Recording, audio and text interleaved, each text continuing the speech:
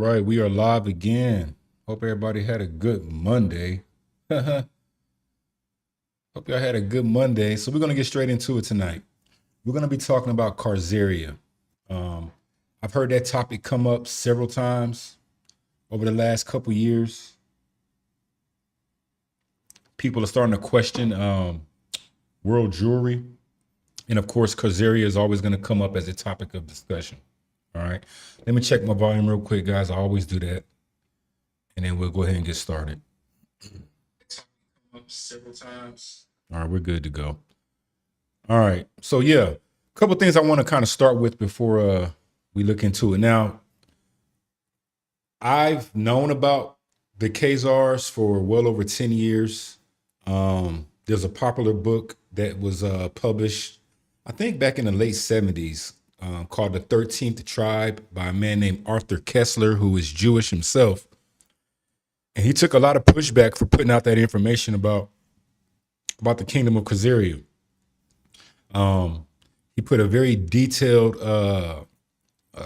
book together with a lot of evidence that suggests that who we know today as Jewish people are actually descendants of the KHAZARS.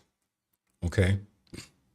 Now, interestingly enough, Arthur Kessler, in the early 80s, I believe, committed suicide. Him and his wife committed suicide by taking some pills. Okay. But of course, the mainstream narrative is going to say that this connection between modern jewelry and Khazaria is false. It's a hoax. It's a myth. And what else would they say? All right. Regardless if it is or not, what else would they say? Okay. But here's some of the questions that you have to ask yourself about information like this when you come across it. Okay. First thing is, why wasn't this taught in mainstream academia? Why weren't we taught about the KHAZARS in middle school, high school? Okay. Why was it such a fringe empire to even know about? All right. We learned about the Byzantine Empire to a certain degree. We heard about the Ottomans. Of course, we heard about the Romans, several empires. We even heard about a little bit about the Islamic caliphates. But this kingdom of Khazaria was some kind of way left out. And I don't think that's by chance. Even with the Greeks, when you look into the Greek Empire, that's a strange situation there because, yeah, we heard about the Greeks, but we don't learn about the Greek Empire conquering the Israelites. That's not in the Bible. If you read your normal Bible today, your standard King James version that comes off the shelf, it skips right past the Greek captivity. That's only found in this book, the Apocrypha, where it spells that out. So I find that to be strange as well. All right.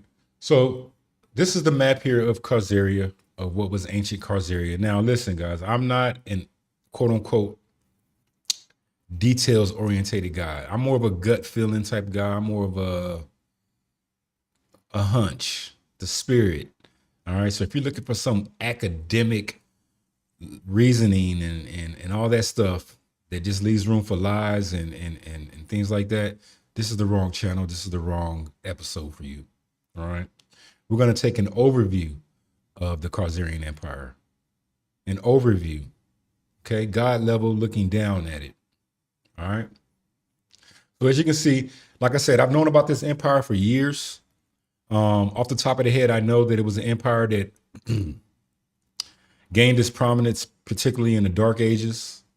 And the story goes that the Bulan, I think that's what they called their leaders, decided to convert to Judaism. And the way the story goes is that you had the Byzantine Christian Empire to the west of Khazaria, and to the east of Khazaria, you had the Islamic Caliphate. So the ruler decided to convert to quote unquote Judaism in an effort to keep his kingdom from being subject to either the Islamic Caliphate or the Christians. They wanted their sovereignty, their spiritual sovereignty. Okay. Now, a lot of people I see in the mainstream media, they'll point to the Khazarians and they'll even go so far as to say that Jewish people are Khazarians. And then the next thing they'll say is something like they're not even from the seed of Abraham because they're Khazarians, which is false. That's a false assumption. To assume that the Khazarians were not of the seed of Abraham is a false assumption. They can be both, actually. They can be both. All right. So you can see here on the map, the Khazarian Empire was situated between the Black Sea and the Caspian Sea, modern day Ukraine, I think Hungary, Poland, all these areas where you can call it just a matter of circumstance or a coincidence, where a lot of these quote unquote modern Jews say that they were exiled to, or that they, came from Russia, Ukraine, Poland, Eastern European bloc. All right. So we're just going to go through a couple things. We're going to look at the standard Google explanation of the KHAZARS here. And we're going to just read it. And then we're going to look at some different opposing views on the topic. All right. So the KHAZARS, this is from Google AI. The KHAZARS were a semi-nomadic Turkic people who created a powerful trading empire in Eastern Europe and Central Asia from the 7th century to the 10th century. Now, they say that the conversion happened around the 7th, 8th century, so around 700 AD time frame. All right. They say the KHAZARS originated from Central Asian Turkic tribes. All right. The empire known as Khazaria grew between the Black Sea and the Caspian Sea, as I said. It covered parts of modern-day Russia, southern Russia, Ukraine, eastern Crimea, and Kazakhstan. They dominated the region for about 3 centuries, from roughly 650 to 965 CE. The KHAZARS first practiced Tengrism, an ancient shamanic and polytheistic religion of the Eurasian steppes. Conversion to Judaism around 740 CE, common area. They don't like to say AD anymore for some reason. Around 740 AD, the king and ruling class converted to Judaism. Many regular citizens also adopted the faith. The state welcomed people of different faiths, including Christians and Muslims, creating a tolerant society. That's interesting how they're really making this particular place seem just docile. The trade hub. Khazaria controlled vital parts of the Silk Road.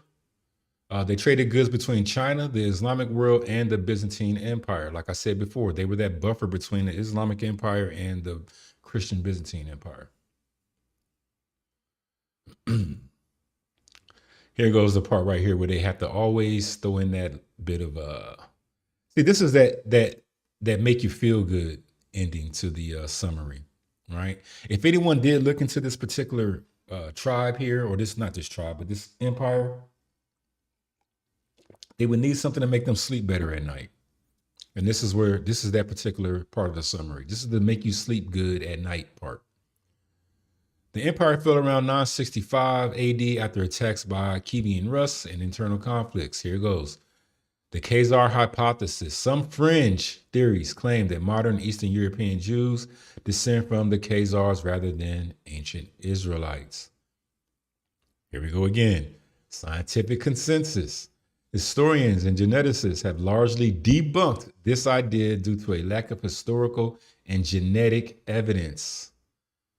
Genetic evidence. Who runs genetic evidence? Who is the key holder of genetic evidence? What baselines are they using? It's disgusting. Hey, you can explore more about this distinction through resources like Chabad. So they're going to direct you towards another Jewish organization, Chabad.org, so that the modern day Jewish people can tell you that this is a lie. Because of course they don't have a bias. And this is a bold claim to say a lack of historical evidence when there's books written on this, there's no lack of historical evidence. They converted. Khazaria did convert. And I don't think there will be anybody on earth worth their salt to tell you that there wasn't a mass conversion of the KHAZARS to what we know today as Judaism. All right. So let's hear what Benjamin Friedman had to say on the KHAZARS. We're going to listen to this a little bit and see what he has to say. I have the captions turned on so that you guys can read if the volume is not great. Let me make sure that, yep, we should be good there. All right, here we go. The Jews, I call them Jews to you because they're known as Jews. I don't call them Jews. I refer to them as so-called Jews because I know what they are, and I can prove that. The Eastern European Jews, who form 92% of the world's population of those people who call themselves Jews, were originally Khazars. They were a warlike tribe that lived deep in the heart of Asia. And they were so warlike that even the Asiatics drove them out of Asia into Eastern Europe. And to reduce this so you don't... Now let's take note of some of the characteristics. They were a warlike tribe. Okay. Now, I'm just going to draw some comparisons of what we see today with modern Jewry. They're warlike. Ever since they received the Palestine in 1948, there's been nothing but war in that area. War after war after war after war. Conflict after conflict after conflict. Okay? So right now, it fits the bill. Get too confused about the history of Eastern Europe. They set up this big Khazar kingdom. 800,000 square miles. Only there was no Russia, there were no other countries, and the Khazar kingdom was the biggest country in all Europe. So big and so powerful that when the other monarchs wanted to go to war, the Khazars would loan them 40,000 soldiers. That's how big and powerful they were. Now, they were phallic worshippers. Now, it was their religion, the way it was the religion of many other pagans or barbarians elsewhere in the world. Now, the king became so disgusted with the degeneracy of his kingdom that he decided to adopt a so-called monotheistic faith, either Christianity, Islam, the Muslim faith, or what is known today as Judaism, really Talmudism. So, like spinning a top, he said, eeny, meeny, miny, mo, and he picked out so-called Judaism. And he opened up synagogues and schools in his kingdom of 800,000 square miles, and maybe 10 to 20 million people, and they became what we call Jews. There wasn't one of them that ever had an ancestor that ever put a toe in the Holy Land, not alone in Old Testament history, but back to time, the beginning of time. Not one of them. That is the foundation of all the misery that has befallen the world. Now, I want to ask this question to anybody who's a skeptic or whatever the case may be, right? If the modern day KHAZARS, if the KHAZARS are not modern day Jewry, where were the quote unquote Jewish people of today? Where were they during this particular time frame? Where were they? They couldn't have been in modern day Palestine. They weren't in the Americas. Everyone knows that they weren't flourishing in Western Europe or had any significant dealings in Western Europe during this Dark Age period. So where were they during this period? We can account for the KHAZARS. So where were they? Where were the modern Jews of today at during this time frame? That's a very honest, straightforward question. I've never heard anyone ask that question. I would love to see that question asked to one of these rabbis or anyone else who proclaims that they are not KHAZARS today. Where were they during this period of the Khazarian Empire?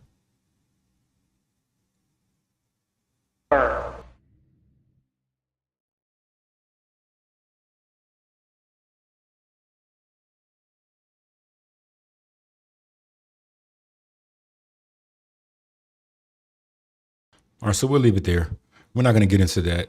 I want to get into, because it's not going to be a long live here. I just kind of wanted to get into some things as far as Benjamin Friedman's breakdown of them. I want to get into this book here, and then we're going to talk about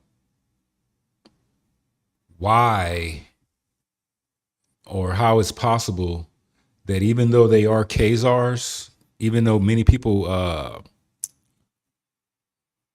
can accurately point to the possibility of the KHAZARS being modern day Jewry, that they still can be the seed of Abraham. That does not negate that fact. All right, we'll talk a little bit about that here after I read a little bit of this. So this is coming from Arthur Kessler, who I discussed earlier with his book, and these ads are popping up. I have the book somewhere in my storage. I just don't know where it is. Like I said, I've had that book for probably 10 years or so, and it's in my storage. So that's why I just went online and try to find some information on what the book says, okay? Now, there's a rumor out there that the book says, and I didn't read the entire book because it really is a tough read. And maybe I need to find that. But there's a rumor that Arthur Kessler said in this book that the Jews could be found in ghettos across America today. So I can't confirm that, but that is one of the rumors that are out there. And I love rumors. Okay. So here, let's read this right here. All right. So here it goes right here. This is I'm on of this particular thing, page 4. I'm going to start right here. All right. It says a few years later, probably AD 740, the king, his court, and military ruling class embraced the Jewish faith, and Judaism became the state religion of the KHAZARS. No doubt their contemporaries were as astonished by this decision as modern scholars were when they came across the evidence in the Arab, Byzantine, Russian, and Hebrew sources. So there's sources on this particular information. One of the most recent comments is to be found in a work by the Hungarian Marxist historian, Dr. Antal Bartha. His book on the Magyar society in the 8th and 9th centuries has several chapters on the KHAZARS. As during most of that period, the Hungarians were ruled by them, yet their conversion to Judaism is discussed in a single paragraph. With obvious embarrassment, it reads, check it out. So he's criticizing this to say, why did this man only write one paragraph on this conversion? That's a major historical fact. That's a big deal. So here's the paragraph of this book by this guy named Dr. Antal Bartha. Our investigations cannot go into problems pertaining to the history of ideas, but we must call the reader's attention to the matter of the Khazar Kingdom's state religion. It was the Jewish faith, which became the official religion of the ruling strata of society. Needless to say, the acceptance of the Jewish faith as a state religion of an ethnically non-Jewish people could be the subject of interesting speculation. So he knows what he's writing here is problematic, to say the least. We shall, however, confine ourselves to the remark that this official conversion, in defiance of Christian proselytizing by Byzantium, the Muslim influence from the East, and in spite of the political pressure of these two powers, to a religion which had no support from any political power, but was persecuted by nearly all. That doesn't make sense. Has come as a surprise to all historians concerned with the KHAZARS, and cannot be considered as accidental, but must be regarded as a sign of the independent policy pursued by that kingdom. Okay. And then this is, so he quoted that particular passage there out of that book from Dr. Antal Bartha, and he continues on by saying, which leaves us only slightly more bewildered than before. Yet whereas the sources differ in minor detail, the major facts are beyond dispute. What is in dispute is the fate of the Jewish Khazars after the destruction of their empire in the 12th to 13th century. On this problem, the sources are scant, but various late medieval Khazar settlements are mentioned in the Crimea, in the Ukraine, in Hungary, Poland, and Lithuania. The general picture that emerges from these fragmentary pieces of information is that of a migration of Khazar tribes and communities into those regions of Eastern Europe, mainly Russia and Poland, where at the dawn of the modern age, the greatest concentration of Jews were found. This has led several historians to conjecture that a substantial part, and perhaps the majority of Eastern Jews and hence of world Jewry might be of Khazar and not of Semitic origin. Now, he drew that conclusion there. I don't like that, to say that they're not of Semitic origin, because they still can be of Semitic origin. And I would argue that they are. The far-reaching implications of this hypothesis may explain the great caution exercised by historians in the approaching this subject. If they do not avoid it altogether. So he's saying they approach the subject lightly or just avoid it altogether. That's strange to me. Thus, in the 1973 edition of the Encyclopedia Judaica, the article KHAZARS is signed by Dunlop, but there is a separate section dealing with Khazar Jews after the fall of the kingdom, signed by the editors and written with the obvious intent to avoid upsetting believers in the dogma of the chosen race.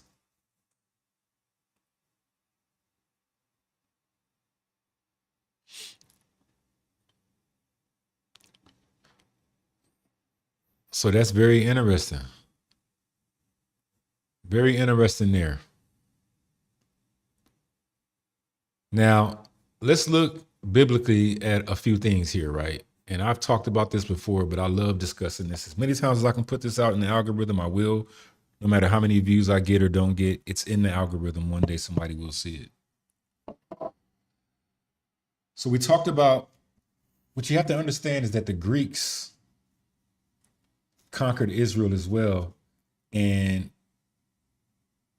one thing that's interesting about the Edomites is that they're Jacob's brother. So let's prove that real quick. Let's prove that Edomites are Jacob's brother. We'll go to Genesis 25. And some of us are familiar with the story of Jacob and Esau. For those that aren't, we'll go ahead and read that. Many people speak of Jacob, and they know that Jacob's name turned to Israel, and Israel became the 12 tribes of Israel.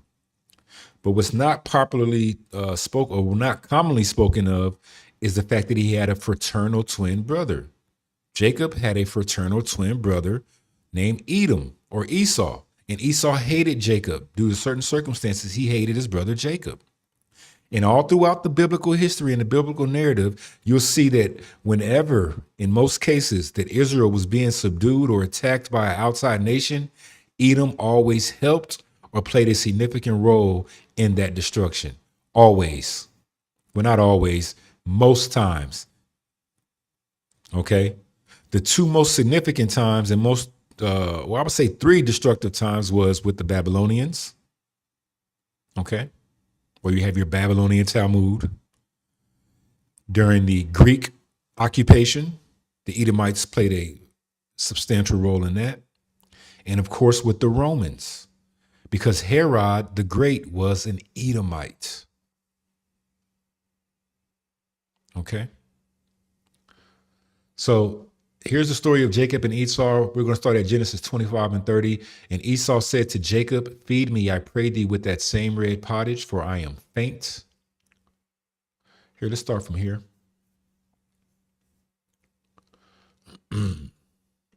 We'll start from Genesis 25 and 29. Here, let's just start from here where we can see that they are fraternal twin brothers. So this is Rebekah. She's pregnant with Isaac's children. And the children, this is Genesis 25 and 22, and the children struggled together within her. And she said, "If it be so, why am I thus? And she went to inquire of the Lord. And the Lord said unto her, 2 nations are in thy womb, and 2 manner of people shall be separated from thy bowels. And the one people shall be stronger than the other people, and the elder shall serve the younger. And when her days to be delivered were fulfilled, behold, there were twins in her womb. And the first came out red, all over like a hairy garment, and they called his name Esau. And after that came his brother out, and his hand took hold on Esau's heel, and his name was called Jacob. And Isaac was 80 years old when she bare them. So you can see there's twins, and they're fraternal twins because, first of all, it tells you that 2 nations are in thy womb. We know that nations are 2 peoples and 2 manner of people. These people are not going to have the same mannerism. All right. And then it also describes Esau as red all over like an hairy garment. But if you notice, Jacob's description was not mentioned. Okay. And the story goes on, and Jacob sawed pottage, and Esau came from the field, and he was faint. And Esau said to Jacob, feed me, I pray thee, with that same red pottage, for I am faint. Therefore was his name called Edom. And Jacob said, sell me this day thy birthright. And Esau said, behold, I am at the point to die. And what profit shall this birthright do to me? And Jacob said, swear to me this day. And he swore unto him, and he sold his birthright unto Jacob. Then Jacob gave Esau bread and pottage of lentils, and he did eat and drink and rose up and went his way. Thus Esau despised his birthright. So what I'm saying here, y'all, is just because there's a group of people running around here that know Hebrew, maybe from Abraham, maybe from Isaac even, it doesn't mean that they're from Jacob, because as you can see, Jacob had a fraternal twin brother. All right. And when you look at the consistency of the scriptures, it's clear that the children of Jacob, the children of Israel, could hide or mingle or dwell with the children of Ham. So common sense tells us that Jacob was dark-skinned. Remember, Moses was confused to be an Egyptian. All the children of Israel were confused to be Egyptians after the death of, I believe, Joseph. It says that they looked at them and said, the children of the Egyptians are mourning when Joseph died. Yeshua, or who we call Jesus, his family fled to Egypt to hide from Roman persecution. He didn't flee into anywhere in Europe. So there's a consistent theme of the children of Israel, Jacob, being able to hide amongst the nations of Ham. And there's also a consistent theme of Esau or Edom being able to mingle and dwell amongst the children of Japheth. This is one of the mysteries of the scriptures. Jacob looked more like Ham, dark-skinned, and Esau looked more like Japheth, fair-skinned. Okay? Esau did damage when he was with the Greeks. He helped the Greeks out. And he helped the Romans, who are known as Japhetic people. Now, here's what happened. After the fall of Rome,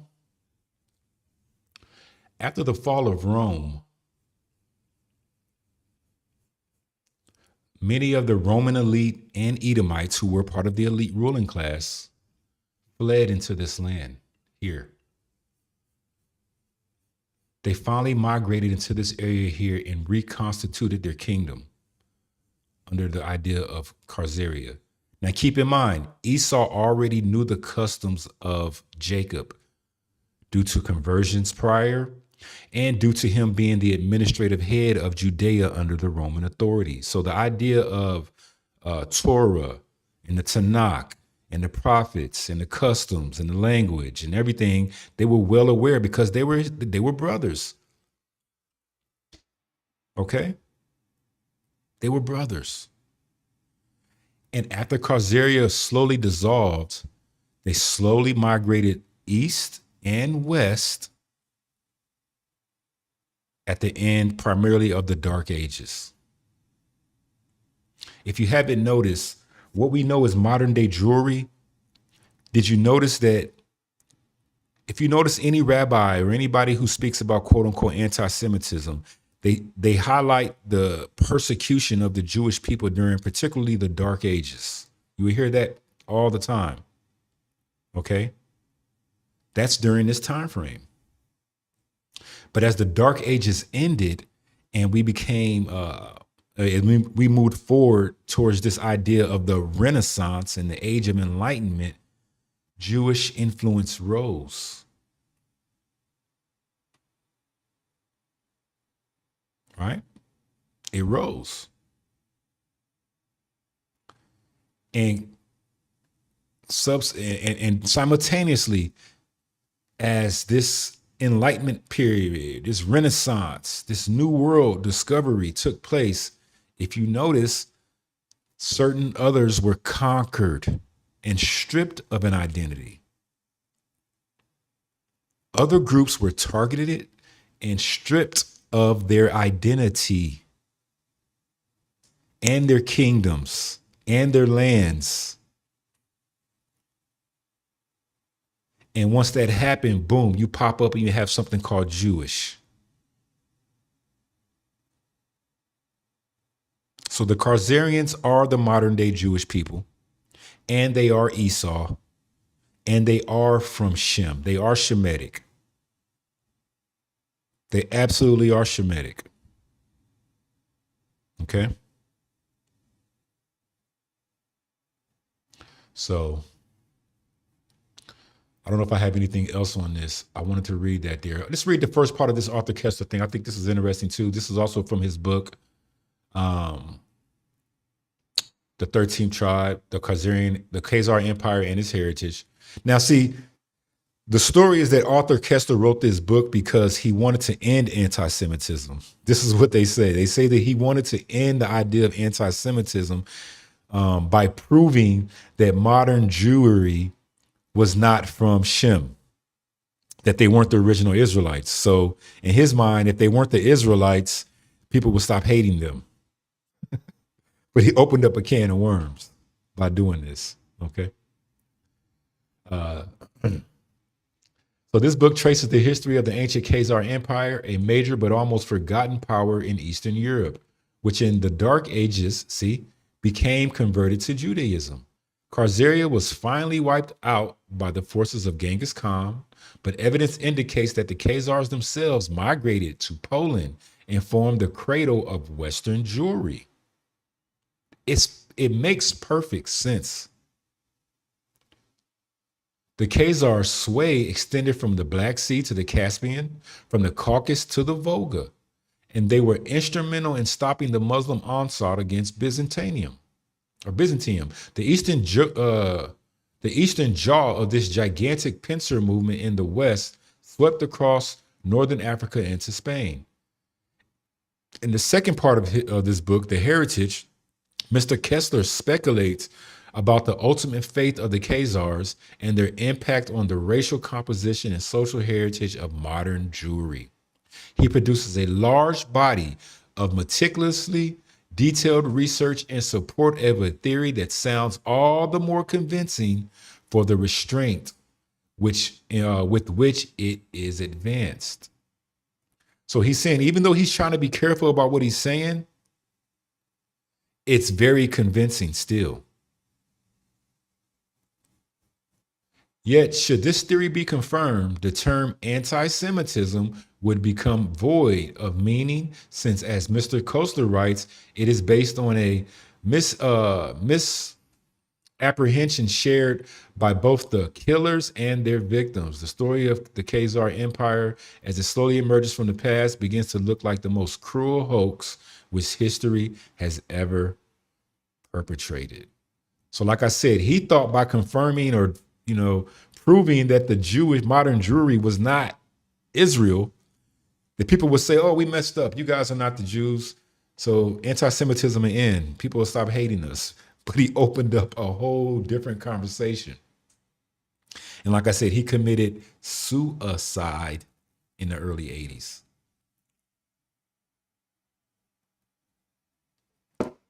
All right. So I don't want people to be confused when they hear KHAZARS. Yes, the KHAZAR is real. It's a real thing, but it does not exclude them from being Shemitic. They are from Shem. They're Esau still.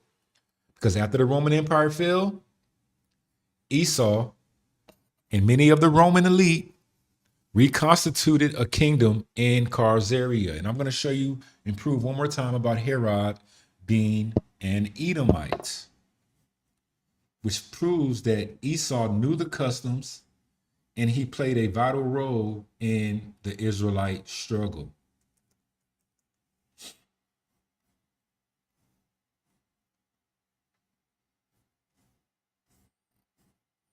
Now, when Jesus was born, this is Matthew's chapter 2, verse 1.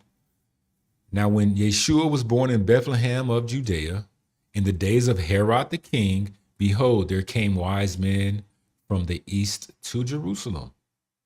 So as we can see here, Herod was named King of the Jews. And what's so special about Herod? Here's what's so special about Herod. Herod.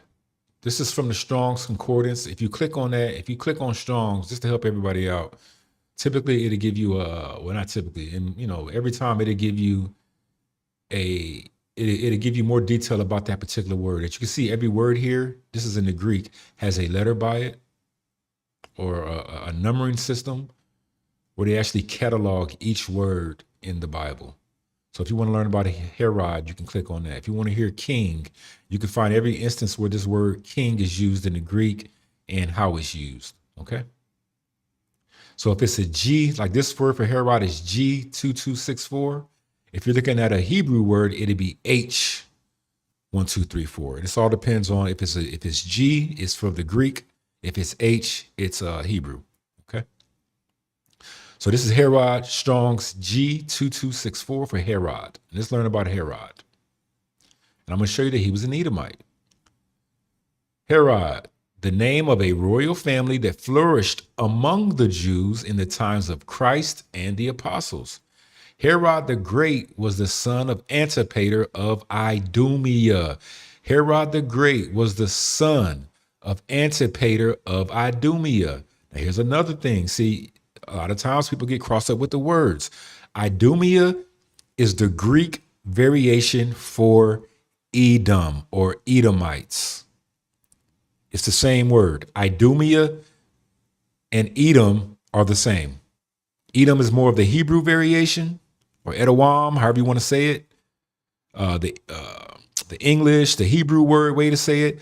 But when you see Idumea, it's the Greek term for Edom. Okay. Appointed king of Judea, BC 40, by the Roman Senate at the suggestion of Antony and with the consent of Octavian, he at length overcame great opposition, which the country made to him and took possession of the kingdom BC 37. So I've already proved right there that Herod was an Edomite. And after Rome fell, they all moved and reconstituted their kingdom under the banner of Khazaria. There were Edomites all up and down Judea during the time of the Romans. Okay? So when you see Yeshua, or who people commonly refer to as Jesus Christ, yelling at the Pharisees and putting them in their place and the scribes and whatnot, most cases he was literally talking to Edomites, y'all. He wasn't talking to the Israelites like that. He was trying to wake the Israelites up, but his problem was with Edom, with the Edomites, with Herod and his people, and their interpretation of the law. Okay? It makes perfect sense if y'all just take a step back and use common sense. It makes perfect sense. And Yeshua refused to be under their control. He was a problem because he was waking the people up. He was waking the people up. think there was something else I wanted to go to. I'm not sure if I can find it. Kind of slipped my mind there. All right. So yes. And this bond between Edom and Japheth, it goes a long way. Okay. And I can get into it, or maybe I can't, not maybe necessarily tonight, but you have to understand that we're seeing the same thing play out today. We're seeing the same thing play out today in modern times. This is why people don't understand this alliance between the Jewish people and America and why they're so hell-bent on doing what they say. It's because they're Edom, and they have to, because if Edom's not in play, then this whole thing won't work out for them. They have to support them. All right. So yeah, I just wanted to show y'all there that modern day Jewry being the KHAZARS does not exclude them from being from the seed of Abraham. They are. And here I'm gonna show you. Let me see if I can find this one verse, and then we'll close out.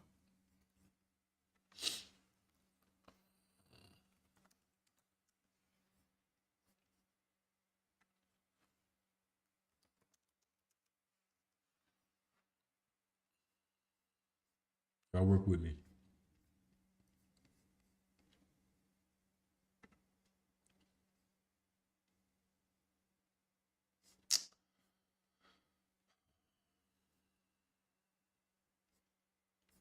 Here, let me do this. I want to find this before I get out of here. I want y'all to see this. Okay, here it is right here. So this is Matthew 3:9. Watch this. This is more proof that he was talking to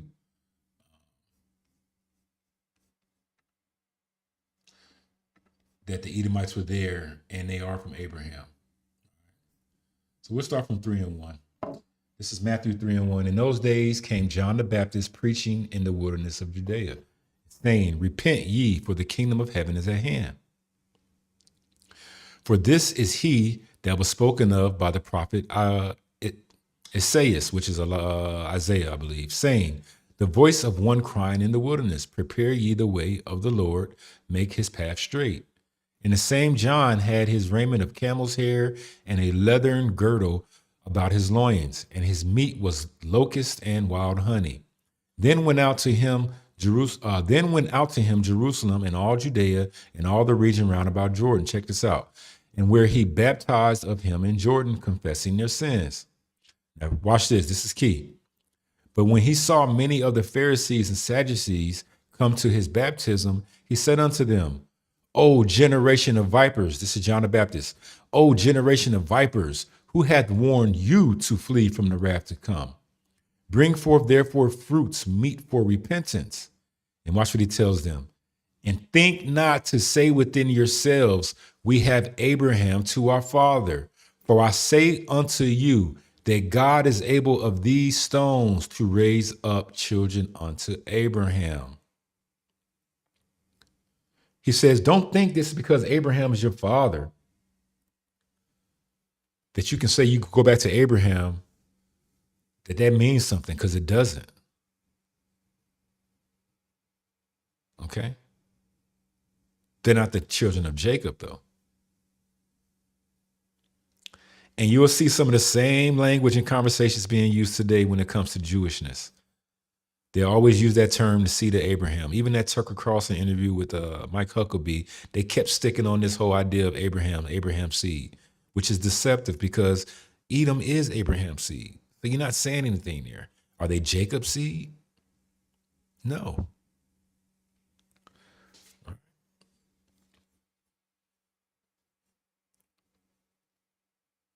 All right, so we're going to end it there. I'm going to do a video here in the next 10 minutes talking about Iran and Donald Trump escalating. Trump wants to escalate tensions with Iran through what he calls an economic D-Day. So we'll get on that here within the next 15 to 30 minutes. Take a quick break, give me some refreshments, and then we'll go from there. But hey, for all those watching the replay, for those that jumped in, I appreciate it. Make sure you put a comment in there. If you have questions, comments, concerns, hey, let me know. Let me know. But I wanted to touch on that particular myth of Khazaria, let you guys know that it is real, but it does not exclude Jewish people from being Abraham. They still are Abraham. They're Edom. All right. All right, so we get out of here. With that being said, like I always say, I love y'all, and I will see you next time.